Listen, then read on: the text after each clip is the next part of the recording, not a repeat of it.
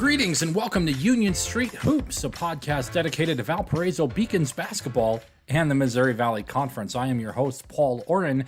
You can find me on Twitter at NWIOren, and you can find Union Street Hoops on NWI.com, Spotify, SoundCloud, ApplePods, Google Pods, all over the place. Big episode today, talking about the Beacons. It's been a couple weeks, maybe it's been a week and a half or so since this name was announced.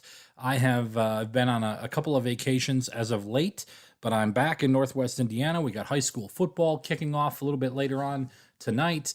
Valpo Athletics is in full swing. The women's soccer team played their first regular season match of the year on Thursday, falling to Indiana University, and some of the other teams will get started here momentarily. I believe all of the athletes, at least the fall athletes, are all back on campus. And the basketball teams will be here momentarily after spending most of their summer in Valpo, and everything is progressing back to normal, so to speak. On the AD's Insight on ValpoAthletics.com earlier today, I believe Athletic Director Mark LaBarbera said right now the university is on pace to have full capacity for all their athletic events. I don't know if they've released any kind of guidelines right now about whether or not you need to be vaccinated to go to the games. I do know that masks are required at least until September 6th on all indoor activities at the university. And the Missouri Valley Conference announced earlier today that if a team cannot compete in an event due to COVID, that would result in a forfeiture. That would count as a loss in the standings for them. Good Lord, I hope we never have to come to that situation where teams are forfeiting games because of COVID. Hopefully, with a bulk of people being vaccinated, we can move forward from this. And maybe I just lost half the audience right there because I told you to get vaccinated. But that's not the purpose of this episode today. The purpose is to talk about the Beacons, and I guarantee you, once I tell you that I support the Beacons name, I'll lose 50% of you. Maybe it's the 50% I've already lost. Maybe it's a different 50%. Here's the thing, and I'm kind of going off script here, not off of a script, off script. I just, when I map out the episodes, I generally have some things that I want to talk about. This is really the only thing that I'm going to be talking about today. Brian Flynn is going to join me later on, and if that name doesn't mean anything to you, it's because it didn't mean anything to any of us until a week ago when, on August 13th, he put a logo up online in response to Valpo's logo, the lighthouse logo, as I will refer to it as. There's also the lantern logo and some other things. So, all right, there's a couple different things to talk about here. Brian Flynn's going to join us a little bit later on to talk about his logo that he put together, and I think you'll enjoy that conversation. First of all, I'm not here to litigate whether or not Valpo should move on from the Crusaders. That dance has been danced already. We've talked about it. It happened. No hand-wringing or yelling or screaming or anything is going to get that to change. It's just not going to happen, right? The name has been changed, and we can stamp our feet about it, whether or not you agree with it. And I told you at one point in my life I was vehemently opposed to changing it, and then I came around to it. I never got to the point where I was leading the charge to change the name. I just got to the point where it didn't bother me if they changed the name, if that makes sense, right? So let's not think that I'm out here, saying absolutely you have to do this. I listened to people who told me why it bothered them, and I said, okay, as much as I've always enjoyed that name, it was never the deal breaker for me. And as I have said routinely, the brand is Valpo. That's the brand. That's, to me, I would have had a lot more issue if somebody would have come forward and said, the school is going to change its name from Valparaiso University to Northwest Indiana University. We want to encompass the region more. We're going to call ourselves Northwest Indiana University. The brand is Valpo. When you change that name, you're throwing away that brand. I never thought that the brand was Crusaders. Now, athletes that played under that moniker feel differently about it, and I'm not here to tell them that they're wrong. And I saw this in a column that I just wrote, which we'll reference a little bit, and I saw this in the fallout of the name change, as a lot of athletes got very attached to that name, and fans too. Let's not forget that there are fans out there who were very, very attached to that name, and maybe Crusaders became the brand that they associated with. Or maybe the fact that Valpo moved on from it represented a bigger conversation, right? I see a lot of people out there who are saying that, well, when you go woke, you go broke and things like that. All of that being said, I'm not here to litigate that anymore. I'm done with it. I'm sick of it. It's over. The change happened. Just like complaining about whether or not the Bucks got screwed over by the officials in the 2001 Eastern Conference Finals, which they did. Just like complaining about whether Keith Carter got fouled at the end of the Maryland Valpo game, he did. You can't change it. It's done. It happened. So I'm talking about the Beacons irrespective, independent from any thoughts, emotions, anything tied to the Crusaders, which I think is hilarious when Valpo then said, we want a new nickname, submit your choices, and everyone said they wanted the Crusaders again. Again, not going to happen. Can't do anything about it. Fine. So they were down to 8, from what I understand. They sent a survey out where they had 8 different choices. And what I had heard, and I don't think they ever really went public with this, but this is what I'd heard through the grapevine from a couple different people, although it was never anything that we really ran with because it was not seemingly a story. But I think that they got down to 4, which was Lightning, Gold, Beacons, and Dunehawks. And I think those 4 were brought to the new president of the university, Jose Padilla. I don't know that for certain.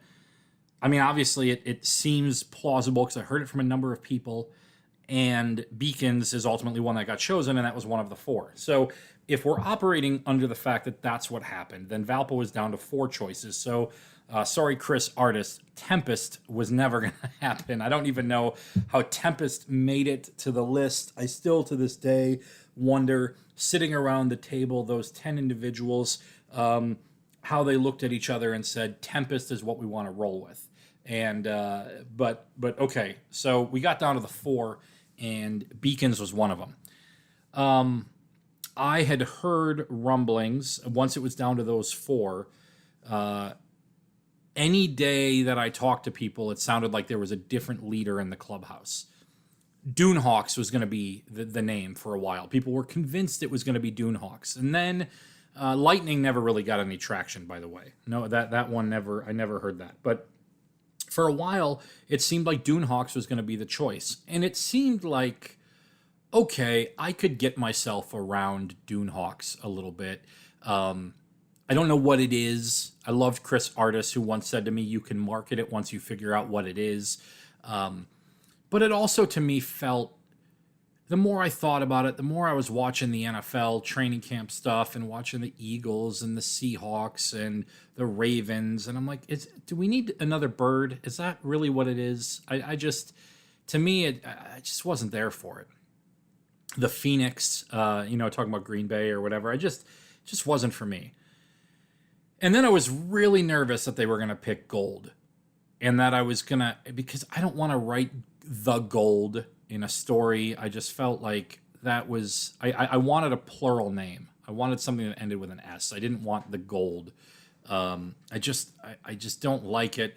I don't like, obviously then if you have a great mascot, sure. And this is not to knock the Syracuses or the Cornells of the world. It just, as a writer, I didn't want to deal with the Gold. I just didn't want it. So then, then what was remaining was Beacons. And at first, I wasn't feeling it. I just didn't, it just to me was like, what is this? And then I saw the video that the university put out when they released it. So my initial thought was when they released the name, I was like, really? Is this what, and then this like, we are Beacons yelling it, and almost kind of felt forced a little bit watching the president and a couple of these people do this. What I've heard is that in the production of this video is that they had these students and the president. I don't know about the president, but a lot of the students that you see yelling "We are Beacons," I think they had them record all 8 choices. I would love to see the cutting room floor footage of athletes and students yelling "We are Tempest" and see just kind of like the look on their face. I would love to see that footage. Please Brandon Vickery, Aaron Levitt, John Hendricks, any of you guys, if you're out there, can we get a mashup of the We Are Tempest just for fun? Anyway, so I heard that's what happened. They recorded that. They wanted it kind of like a Game of Thrones.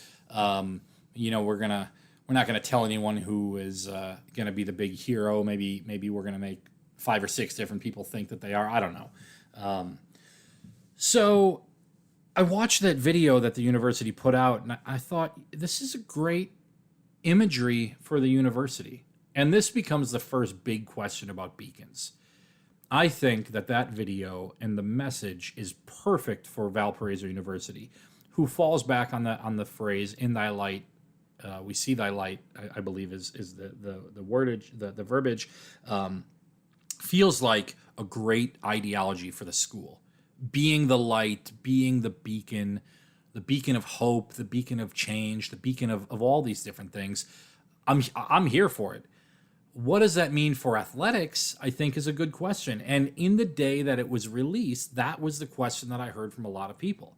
Some prominent people that I talked to, affiliated with athletics in the school and whatnot, who'd said, the school got a great nickname.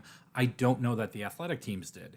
So I think that's a fair criticism. And you're going to hear me when I talk to Brian Flynn later on today. You're going to hear that posed and that question, and we'll discuss that a bit more. So I'm just going to kind of leave it at that. And then the logo was released. And at first glance in that video, I thought the logo looked really sharp. There's like they do a fade over it, or like a flyby of the logo. And I thought, oh, this looks really, really sharp.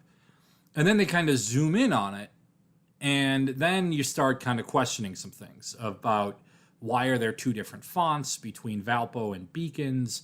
Why, then the lighthouse, the closest lighthouse to Valpo is on top of Long John Silver's. But then after that, there's one obviously by Lake Michigan. And so there's been some criticism of the lighthouse. The more I think about it, the more I realize that, of course, Valparaiso University, whether or not you think they've accomplished this, Valparaiso has branded itself as the region's Division I team. And while there might not be a lighthouse in Valparaiso proper, there are lighthouses around the region bordering Lake Michigan. So thinking again about this idea of Valpo as the region's Division I basketball team, and they want to stretch out from just being in Valparaiso. And, some of the criticism that I saw from people early on about this was, how come there's nothing to do with the city? How come they're not talking about the city? And this becomes a fair question, right? About, Valpo wants to be the region's Division I team. But I guarantee you, and if you've spent any time around Northwest Indiana, and I'm not just talking about going to college at Valpo, because trust me, when I went to college at Valpo, I didn't know any of this whatsoever. But there's a lot of disdain for the city of Valpo around Valpo. And I'm not talking about in the city. I'm talking about you go to Portage, you go to Chesterton, you go to Merrillville, you go to Dyer, you go to Sherrville, you go wherever. They're rivals with Valpo in all the high school sports. And there's a disdain there, almost a hatred there. Chesterton certainly can't stand Valpo, and Valpo the same to Chesterton. So when you tell people from Chesterton that they need to embrace the name of their high school rival as their region's Division I team, they might look at you a little sideways. And same thing with Michigan City. Michigan City's in the same high school conference as Valparaiso. So they don't look at Valpo as a place that they're from. They're from Michigan City, and Valpo doesn't look at Michigan City as a place that they're from. They're from Valpo. And I say this as an outsider. Look, despite the fact I've lived here since 2005, people that are from the region always look at me as an outsider, so I'm going to look at them as a little bit different. And so the university faces a really, really tough challenge here of branding itself as the region's Division I university, embracing where it is in relation to the Lake Michigan, in relation to the rest of the region, while still being named after a city that is the rival of a lot of these other areas that it's trying to embrace. But, as I said at the top, the brand is Valpo. If you say Valpo, And like we do with Brian later on in the interview, when you say Valpo, images immediately conjure up of basketball. Granted, for something that happened 23 years ago, but it is still maybe the prevailing thing that you think about, at least to the outside world. Now, I know that I infuriate people who live in Valpo when I tell them that when I think of their town, I think of the college basketball team, and they get mad at me because they're like, well, our high school sports are great and we're known for this and that or whatever. To the outside world, you're known for the college, not for the high school, at least in my world, maybe not in other worlds. So anyways, all that aside, I think Valpo wants to embrace the region aspect, and that's where the lighthouse comes in. And as so many people say, there's how many lighthouses are in Valpo? Again, it's on top of a fast food chain. That said, again, can Valpo be all things to all people? I think it's difficult to do that. So I think the lighthouse rubbed a lot of people the wrong way. From the design element, the two fonts certainly rubbed me the wrong way. It just didn't, now I'll be the first person to tell you that I could not do any better. And I was talking to a graphic designer earlier today, not Brian, somebody else, who said that there's a lot of people who are being very critical of this who would not know how to design, right?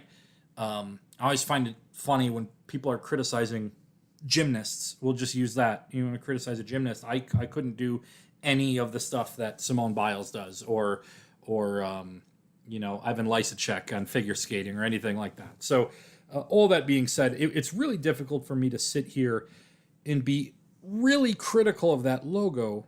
I don't like the font choice. I don't know why. That feels like a pretty simple fix to me.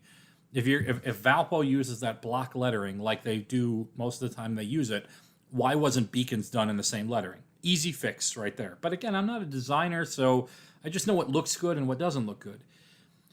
This brings us to a really interesting question about the logo design itself and how it was come to be designed. And I don't have an answer to this, and maybe I'll get it. I've been on vacation, as I said, and I know a lot of people at the school are concentrated on getting the school year started and all of that, so I haven't reached out to the IMC staff about this, but there was a very odd question or thought process that was out there early on in this whole thing about why is Valpo changing the name right now? Why are they going to spend millions of dollars on a rebrand?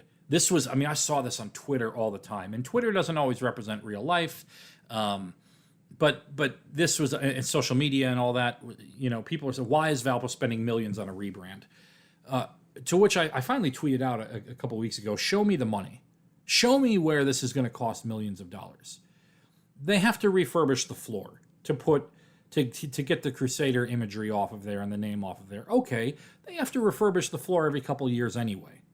And maybe it wasn't set to be done this year, or maybe it was. I don't know the timeline of when you refurbish the floor. So you got to spend some money there, but that's money you would have spent already. Okay, what about all the new T-shirts that they have to get with the new logos on it? Okay, well, they order T-shirts every year. The volleyball team has like a different color practice shirt for every single day. And many of the teams do. Many of them do. Different gear all the time. So you got to get new stuff. You're going to get new stuff anyway. They get new stuff every single year. They're partnered with Nike for a reason. They get new stuff all the time. Whether or not it says Beacons on it, says Crusaders on it, says the Valpo basketball team on it, whatever, they get new stuff all the time. So show me where they're going to spend more money on this than they were before. Then people retorted and came back and said, well, what about all the old Crusader gear that they now had to get rid of that was useless? Well, that's where we haven't been paying attention because they haven't sold Crusader gear in the bookstore for a long time. They haven't sold Crusader gear. They haven't worn Crusader gear a lot. Some of the teams have because they've continued to roll with that, but they get new jerseys every year. The basketball teams have said Valpo on it for quite some time. So to me, it never carried a lot of water, this idea that Valpo is going to spend millions of dollars. And I thought about the one place that it would cost money would be the branding, the logo. And all the people that were out there that were critical of Valpo, you don't have the money to spend on this. Why are you spending the money on this? They didn't. They did it in-house, from what I understand. And now people are being critical of they don't like the logo. Well, if you don't want them to spend a lot of money, They do it in-house, and they don't spend a lot of money, and then this is what they got. Whether or not it's good, bad, or otherwise, this is what they got. And it goes back to, and I'm not trying to preach here, but people complain about the journalism industry a lot. They complain about mistakes that are in the newspaper, or I made a mistake the other day. I spelled a kid's name wrong. It was the feature story. I got it from another website. I guess I should have confirmed where the spelling of it. I mean, I should have confirmed it. It was my mistake. I made the mistake, but an editor didn't catch that mistake. One of the reasons why an editor didn't catch that mistake is we don't have as many editors as we used to have, and we don't have as many editors as we used to have because, I mean, this takes a couple steps to get to, but people aren't reading the newspaper as much as they used to. They're not clicking on the stories as much as they used to. They're expecting to read it for free. All of that stuff. So all of these things happen, and it goes down the line, and you're left with an article that has a mistake in it that I should have not made the mistake. I should have been better at it, right? It's my mistake. I own it. But in the past, maybe there's an editor there who catches that mistake, and it didn't get caught. That's my bad. So, but people are gonna, if people are like, oh, what a terrible product. Well, at some point you paid money for that product, and then you decided not to pay money for that product. And when you don't pay money for the product, things aren't as great. And so, yeah, Valpo could have paid the millions that were out there, and maybe they hit a home run on the logo right away. But maybe they have a great logo, and people are just not going to like it anyway. The people who are never going to move on from the Crusaders. And this brings me to a bigger point, one that I wrote a column about, and one that has really been percolating through my mind. And we'll get to the interview with Brian in a second. But Crusaders is the nickname that a lot of people identify Valpo with right now. But I was there when they announced the name of the Beacons. Every year, this started, 10 years ago or so. John Maravich, the women's soccer coach, asked me to come talk to his team about like media questioning and stuff like that. Like he wanted to just have someone talk to them about how like interviews happen and stuff like that. So I did that, and I had lunch with the team, and they went on to have a great season that year. And so the next year I get a phone call that says, hey, come have lunch with us, tradition, superstition, whatever. So every year I have a preseason lunch with John Maravich and his staff and the women's soccer team. And so that just so happened the day that this was scheduled this year was the day that the name got changed to the Beacons. And during that lunch, when John showed up a little bit late, Maravich shows up with T-shirts with a new logo on it. And he announces, hey, we're the Beacons. And then he says, we're going to be the first team to play as the Beacons at our exhibition game on August 14th. And the players jumped up. They grabbed the shirts. They were excited. They threw the shirts on right away. They're taking pictures. They're putting it on social media. Later on that day, they had a practice. They broke down their huddle with 1, 2, 3 Beacons. I asked John about that later on. I called him up, said, hey, I'm going to write a column, and I'm going to put this in there. And he said, the 1, 2, 3 Beacons was actually that's recorded and online is the second time they did it. He was walking through the practice field or he was walking in the practice field and saw the team had got together for a huddle, and they did that organically on their own. And he got excited, and he said, hold on, I got to get my camera. We got to film that. It's amazing. So he said that it happened on their own. The players did this on their own. And talking to him, he said, look, they're excited. They're really excited for this opportunity to do this. And, I had a chance to talk to Robert Washington and Turner from the football team, Keon, and they both talked about how exciting it was to be part of this change and to be the first team, to be the Beacons, to go out there and do this. And they didn't seem to care, and maybe they're given the canned answer, but they didn't seem to care about Crusaders this or Beacons that. They're Beacons now. And if they go out and play, Beacons will mean to them what Crusaders meant to other people. And I talked to Landon Fox about this, the football coach, who said basically the same thing. He said, look, being a Crusader got a lot of people through a lot of practices, through a lot of hard work. It was the rallying cry for a lot of people. And he said, now it's Beacons. And he said 2 years from now, it's not even going to matter because the recruits that we go after, they're never going to know anything about the Crusaders. They're going to know about the Beacons. And they'll use it, and they'll figure out how to motivate with it and all of that. And it really it made me think that the name is indicative to people what they want it to be. And this led to, in the column that I wrote, telling a story about something that happened in 2009 when I was in Chicago for a meeting at the Sears Tower, and I was sitting there, and a father was lamenting the fact that they were about to change the name to the Willis Tower. And he was sitting there, probably 50-ish years old, and just complaining about how it would never be the Willis Tower to him. It would always be the Sears Tower. And he had a son with him, probably about 15. And the father was wearing a Chicago White Sox polo shirt. And I said to him, hey, where do the Sox play? And he said, Comiskey. And he said it immediately. It just flowed off his tongue right away. And I said, okay. And then I turned to his son. I said, where do the Sox play? This is 4 years after the White Sox won the World Series. And just as quickly, he goes, the Cell. Well, the White Sox had just won the World Series when they played at U.S. Cellular Arena. U.S. Cellular Field. So they played at the Cell. That's what it was known as. Well, now it's known as Guaranteed Rate Field, or G-Rate, or the GERF, or whatever. I don't even know what the parlance for it is, what the shorthand is for it. I asked a friend of mine the other day, he was a diehard White Sox fan. I said, where do they play now?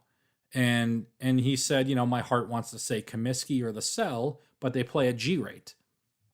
I said, okay, you watched the White Sox win the World Series this year. And then you ask a kid, where do the White Sox play?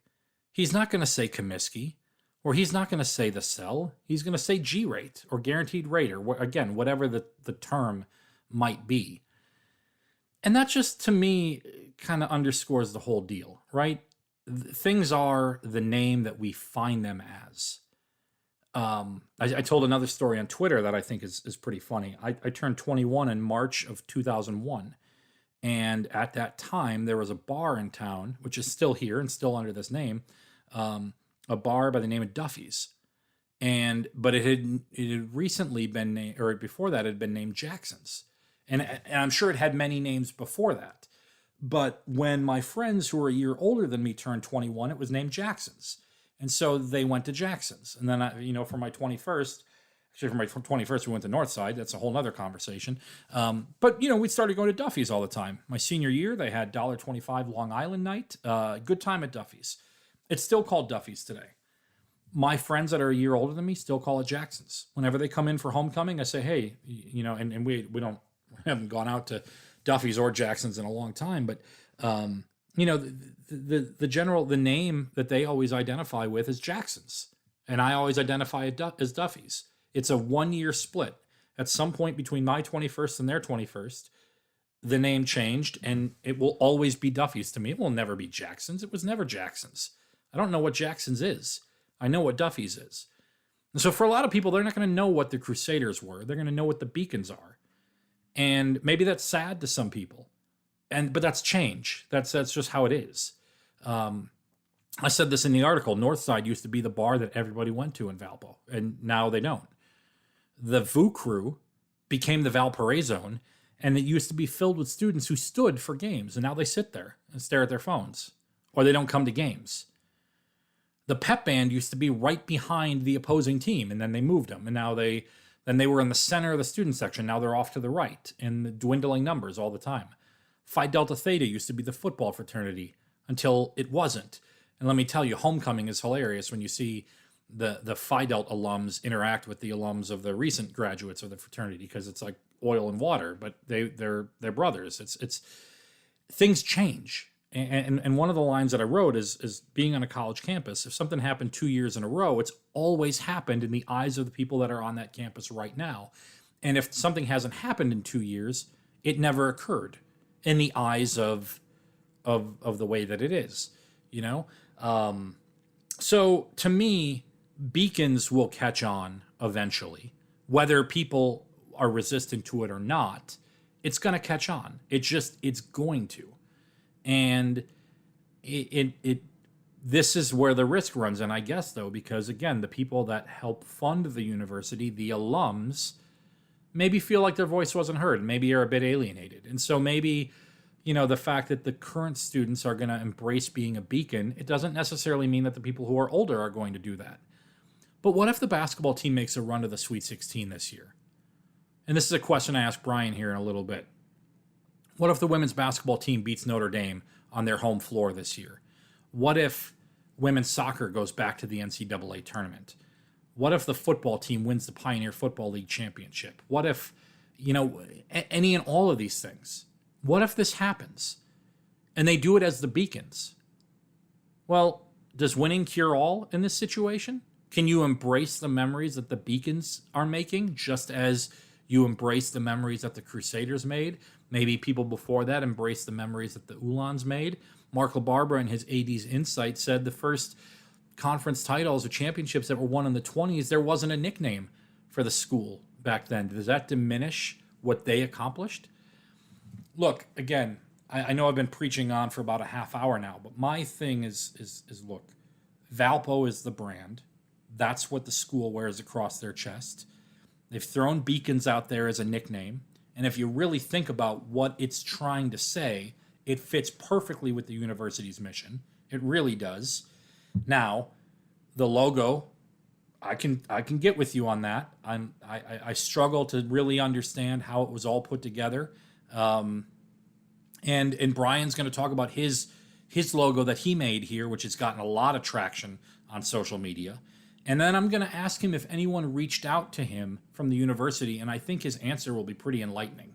I think you'll enjoy that.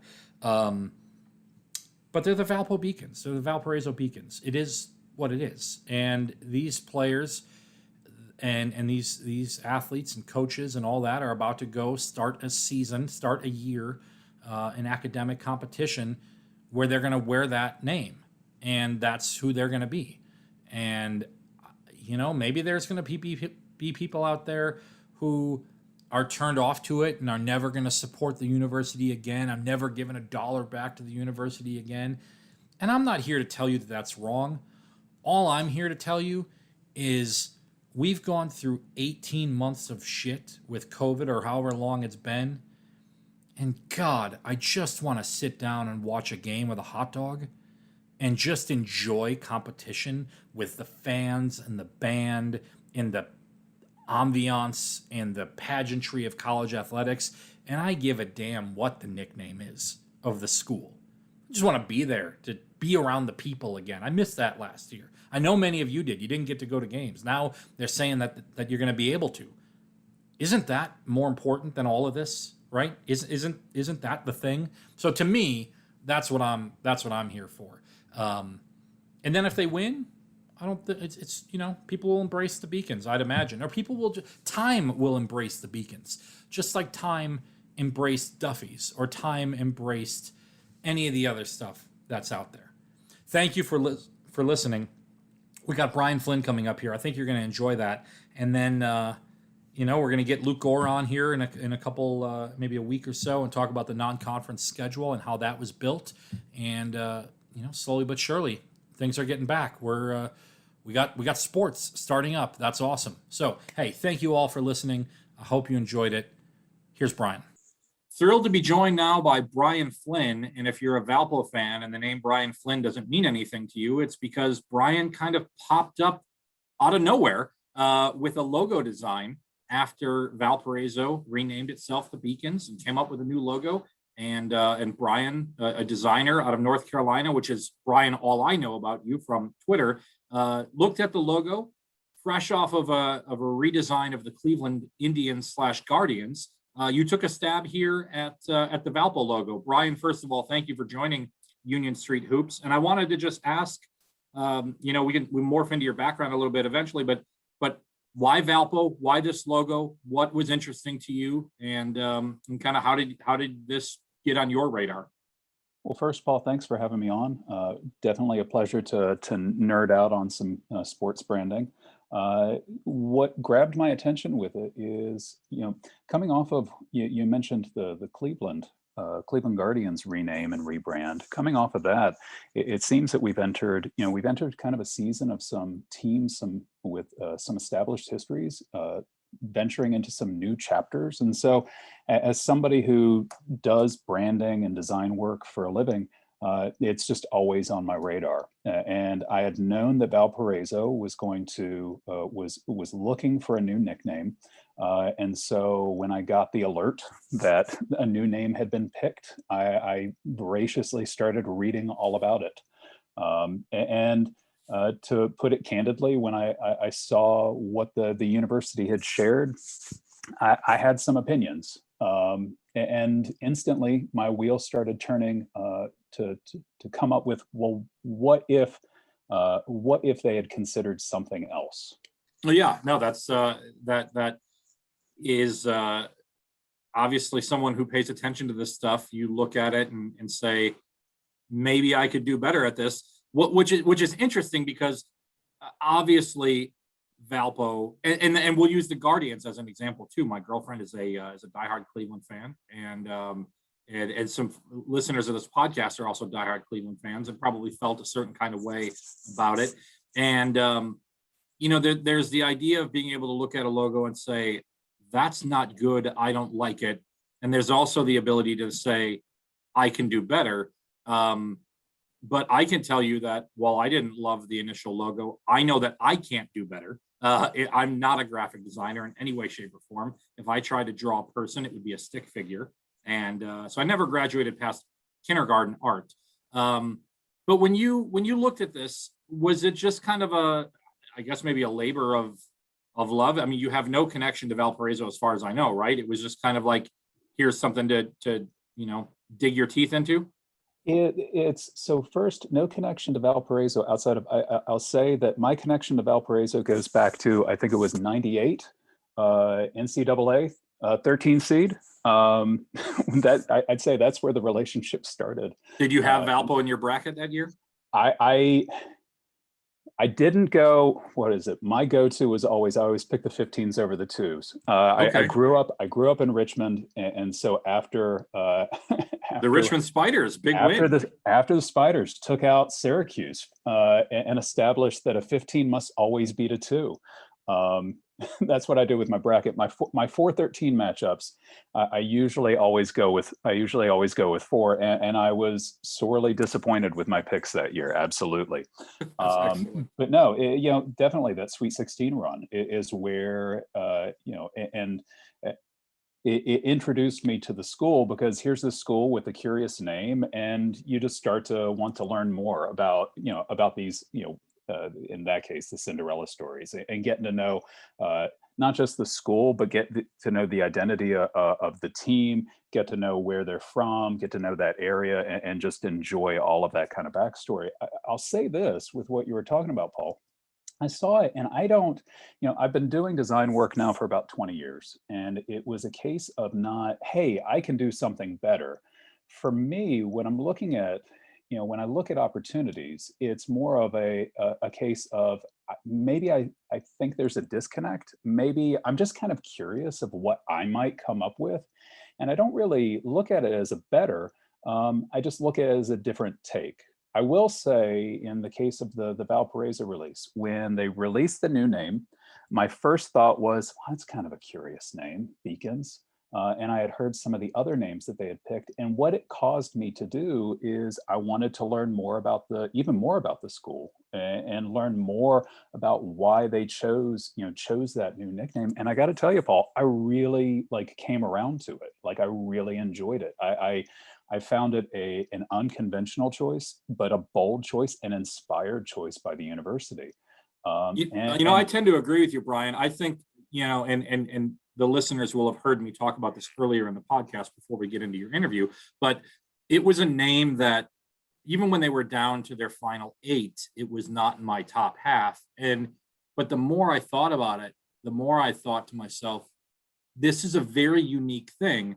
The question, or what I've heard from a lot of people, has been great name for the school and their ideology, not necessarily a great athletics team name. Do you differentiate between the two? That's an incredibly fair critique. And that's where, as somebody who has done work on the collegiate level, design work, that's kind of a constant that runs in there. What is the identity of the larger organization? Is it the academic, the university, and all that goes with that, or is it the athletic program? And we have seen some use cases where some schools have actually adopted the athletic branding as the university. They've wanted to present a single cohesive, brand image for the school. Here's my thing when it comes to Beacons. I think that it can work for the athletic program, but what it needs, and this is leading to why I picked up a pencil and started sketching, was the name is a strong choice. The identity system that has been shared I don't think it supports or does justice to the bold choice of the name. That's what actually caused me to, it was about a week ago, pick up a pencil and start sketching. It was, if I was asked, given the name Beacons, and I'm understanding what Valparaiso University and the backstory and this, that, and the other, what would I do to try to support such an unconventional choice of a name? Because really, that's where the identity system has to make people believe in it. And what I saw, it left me wanting. It kind of, I don't know the full story of what went into developing that program. And so that's where I want to have sensitivities to the efforts and the energies that were put to that. I haven't been involved in any creative briefings or anything like that. That said, where I'm just looking at the execution, and I'm looking at it like I think a lot of alum and a lot of fans did. They weren't in those initial meetings either. That they're just being asked to react to it. I just see there's a disconnect for me. You have changed a name. And there are some people who maybe didn't want the name changed, but you have changed a name.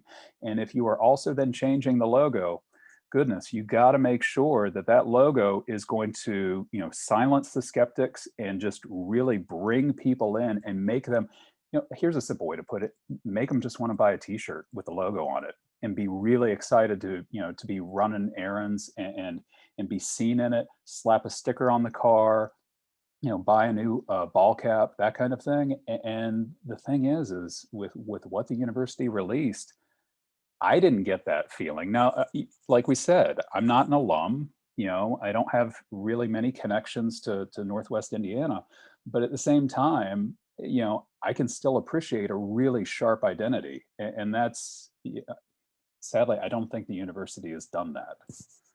So I don't remember if your initial release of the logo was in a response to one of my tweets, but certainly that's where I saw it. And you gave a response to a tweet. You commented on one of my tweets, and your comment got 51 retweets and 158 likes, I think it was, which, while those numbers aren't massive, at the same time, for a unknown, and I'm not trying to say that you're an unknown, but in this world, in people who follow Valpo and everything like that, you commented, and that comment went big. I mean, in terms of just getting, most of the time when someone comments, like 3 people might like it or something like that. Then obviously on your own page, you released kind of your thought and then some sketches and whatnot. And it's really universally been loved by the Valpo fans, right? Now, again, and I think it's a great logo. That's why I'm having you on. I also wonder if, the idea of the first one through the wall always gets the bloody nose, and the second one gets to reap the benefits a little bit. And I often wonder in design cases, like the first iteration of something, do people scoff at that and then embrace the next one? All that being said, I guess kind of cool for you, right, to see everyone kind of universally praising this. Was that cool? Did you pay attention to that? Anything like that? Oh, absolutely. And I would attribute goodness. I think a good bit of that response should be attributed to your following. People definitely are liking what you're writing. So I will gladly hang out in the shadow of that. Um, but there is merit to what you're saying there. Here's the other thing that I'd throw out at you though, is look at how the university presented it, how they unveiled it. Now, it was a really handsome video that the university put together to share it with the public, and that was great. But there's been kind of a slow trickle of here's some other logos that we're doing, and go to the website to read about it. And there wasn't. I'm not saying that there needs to be fanfare and parades, but at the same time, if from my understanding, there wasn't a transparent public process of inviting, say, season ticket holders and alum and whatnot to participate in the rebranding. It just kind of was, here we are, this is what we're doing. And I'd say that the one thing that I probably did that resonated with folks, I made it look like a half court logo. Think about this for a second. They took, what the university did is they put this new identity that they put a lot of energy into, and they made some humble images. They did a nice video, and then they just posted it online, and they didn't put it in any context. The closest I've seen of the new logo, because I have followed it, in the last week, of that new logo in context, I believe it was the women's soccer team was sporting some new shirts. I don't know if it was for practice or something like that, but that was the first time that I saw, the new logo in like an actual context in somebody's hands. What's important when I'm doing branding work is to take that logo, and I have to take it to where people are going to interact with it, because people need to see it in their own environment and to better appreciate what it could possibly do. If I had just put my sketch up on a simple white background, maybe it would have gotten a response, but you're just getting excited about a picture of a logo. What's more exciting is you see this possible logo that's kind of interesting, and whoa, could that be a new court design? And how might it look on the football helmets? And if I wanted a t-shirt, what would it look like? That's what's important with branding, especially it's the presentation of it, the communication of it. And whoever is introducing it, you've got to do the legwork to help your audience connect with it and imagine what it could be. And the university, I don't know if they really did that. I don't know if the university thought, we put together this really nice video and that's sufficient. Yeah. I wanted to ask this, and I'm sure that I think I know the answer, but maybe not. Obviously, a lot of people have tweeted out, we need a petition to make this be the logo. Valpo University, you need to reach out to this guy immediately. With the exception of the lowly podcast host here, have you heard from anybody from Valparaiso at all? I haven't. And I actually wouldn't expect to. And here's the reason why. First, I think the university put in a lot of work on what they released. Now we can, disagree if whether it's a, we feel good about the identity, we like it, we're itching to buy some gear with it on. The university put in a lot of work into it, and I would respect the fact that they stand behind it 100%. It's something that's, again, as somebody who works in design, that can be infuriating, is working with a client for 6, 8, 12 months to develop, say, a new identity, and we release it, and there's a whole lot of skepticism and criticism in the first 2 weeks that it's public, and suddenly they backtrack. And it's like, wait a minute, we believed in this, while we were designing it. What happened? What's going on here? So I wouldn't expect the university to necessarily backtrack. The other thing, and this is where, at first, incredibly flattered by all the positive response, I'm sitting here going, basically, I'm not going through committees. I'm not going through legal searches or anything like that. I'm just going off of what feels right to me. And I'm trying to bring that in, I'm bringing that into the world. So who's to say that once it has to clear, those hurdles that go along with branding, it would be exactly like how it was initially designed. So that's where I enjoy the luxury actually of coming up with concept work like this that's truly concept work that doesn't have to get beat up by those processes. Well, again, it was fun to see this logo show up.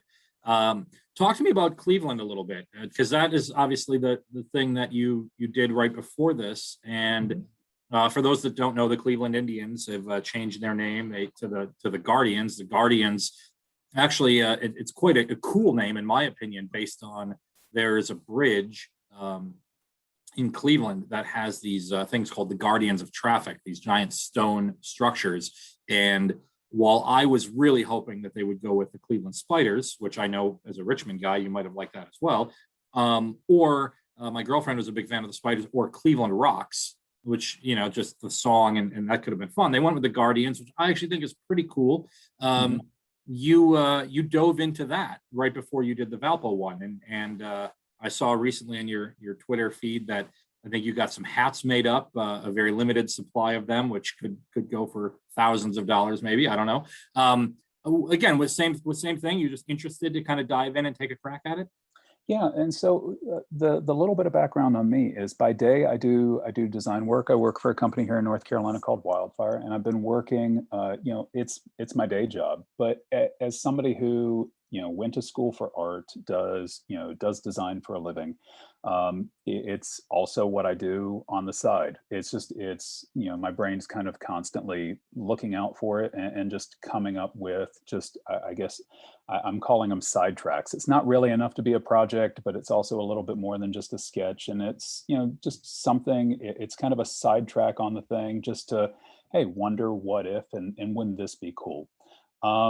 So you're right. Right before, I dove into the Valparaiso thing, I did with Cleveland. They announced, I'm tracking with you with regards to the name. I thought, no, that's pretty cool for people who thought nobody, it doesn't make sense to have a major league team called the Guardians. I would say we've got a league that has Orioles and Mariners and Yankees and Metropolitans and at one point Expos. So I can buy Guardians. For me, it was kind of a similar thing, though, similar to Valparaiso, in that I'm seeing a disconnect here. I'm seeing what they've released. I'm seeing that you have a very passionate fan base for a name, and not you're changing a name. And I don't know how far back Crusaders went for Valparaiso, but Cleveland used Indians for over 100 years. And so they come in and they're saying, we're going to change the name. And not only are they going to change the name, they completely changed the logo. They changed the whole identity. And what frustrated me with that was, okay, I respect the name change. I found it necessary. But you've got these fans, this is the identity they know, and you've just shelved it. And for me, when it comes to doing this kind of work, you have to be mindful of limiting detachment. You've got a fan. I understand the people in Cleveland that were saying, I don't recognize my team anymore. Now, that could be, some people are saying that because of the Dolan's decisions with trades and whatnot, but I digress on that. It's where here's the new name, here's the new look, but here's all this history, and I expect you to go along with it. I had challenges with that. And so, yes, on that project, I saw an opportunity to use some of what the new branding used. I thought the script for Guardians was great. The new cap logo I thought was a little lacking. The Flying G baseball sandwich, I'm just not going to get on board with that. I think it's great for the kids, but I don't know. I wouldn't be buying a ball cap with that on it. And so I saw an opportunity with that project. Use some of what the organization already has, embrace some of the new, and then perhaps, I think you'll see it on the cap logo that I posted. Do away with the winged G, but do something really cool with the C for the cap.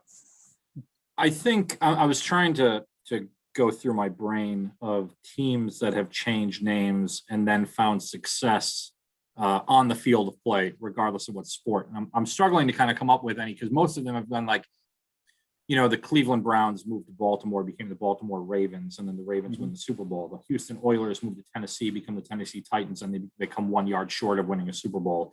The Seattle Sonics moved to Oklahoma, and they get to the finals, and so on and so forth. I'm wondering, Brian, your thoughts on and obviously the Indians / Guardians are, as you alluded to, they've made some trades. They are not kind of the juggernaut of the American League Central like they were a couple of years ago. But let's say, for hypothetically, next year they've made the name change, and that Jose Ramirez gets the Triple Crown and they win the World Series, or Valpo with the name the Beacons this year, and they've got a pretty loaded basketball team with a bunch of Big Ten transfers. If they made a Sweet 16 run, does winning cure all in this? And I ask that because I think of Marquette. They'd won the national championship in 1977 as the Warriors, and then there was a big fight about their name, and then Dwayne Wade takes them to the Final Four in 2003, and all of a sudden Golden Eagles is great. Everybody loves it. It's funny you're bringing this up. I heard this exact same conversation. It was hopping sports leagues over to Major League Soccer. The New England Revolution it looks like they're going to be changing their logo. They are going to be retiring their 25-year-old crayon flag. So it's definitely a hot topic in sports design circles, where I believe, I don't know if it was the president, somebody in operations was saying, you know what, the new logo, it could be great, but if we don't win an MLS Cup, so what? And what folks are going to remember, what fans are going to remember, is that's the logo, or that's the kit that we were wearing when we didn't win a championship. Winning a championship definitely helps. Winning a title definitely helps. Here's what helps with it is a team has to achieve moments to create connections between the fans and that team. And then that's what we celebrate. When these teams change their names or change their logos, again, it comes back to there's a detachment, there's a disconnect that potentially happens. So if you change up your name and change up your logo, and then you don't give a reason for the fans to buy tickets or to pay attention, then it's a failed rebrand. Winning a title definitely helps. Look at what the Patriots did. The Patriots retired whatever he was, Pat, the Patriot they had on the side for the Flying Elvis logo, and they've got 6 titles. Is it 6? They've got a lot. They've got a lot. So as a Green Bay Packer fan, I cringe when I think about how well Brady has done, especially this past year, although it was with Tampa Bay. Exactly. We could look at the new helmet logo that was developed, and shoot, I even remember the uniforms at the time, and go, are they really all that great? But when you see that identity with a handful of Super Bowl rings, that's a pretty handsome logo. Put it another way, when the ring makers are figuring out what gemstones match the logo to stick on the side of the title ring, yeah, people come around on the logo. Yeah, I think if you can put 4 diamonds in the middle of the lighthouse, I think people will be just okay with that. And again, it's funny, kind of wrapping up here. I'm from Milwaukee originally, and the Milwaukee Bucks have gone through numerous logo changes, alterations over the years. They had the deer, and then they went to this kind of purple and green thing that they did, and then they threw the color red in there for a while, and then they kind of settled on this blue and cream look with a little bit of green in it that they have, and all the while people were just kind of like, okay, fine, rebrand for rebrand's sake. And then they win the title. And I was just in Las Vegas this past week, and I saw more Milwaukee Bucks gear than I've ever seen outside the city of Milwaukee. It was everywhere. And again, winning, and I happen to think that their logo now and their look is pretty sharp, and that plays a role in it. But I do think winning cures all.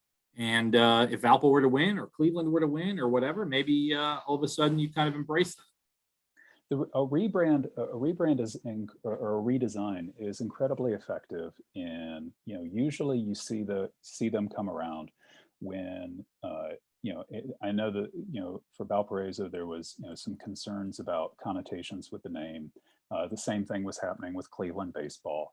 But more often than not, you see these redesigns when, say, there is a stagnation, possibly. You don't hear about redesigns when titles are being won. Although, in hockey, as a Penguins fan, where all of a sudden they switch from the skating Penguin to Robo Penguin, after the '92 Cup, I was a fan sitting here like, why do we need this?